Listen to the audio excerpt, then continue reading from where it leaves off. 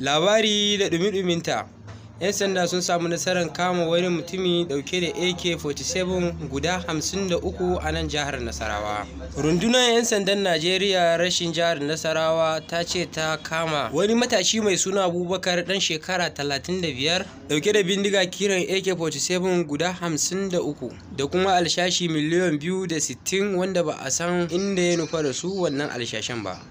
Masu sauraro, don yau ne farkon ziyartar mu a wannan gidan TV namu mai suna Naka Ido TV, don Allah da mu so ka danna mana alaman kararrawa ko kuma mu ce ku danna mana alaman kararrawa kamar haka, duba da cewa mu ci gaba da jin daɗin kawo muku rahotanni masu ingantarwa masu kuma gamsarwa kamar haka.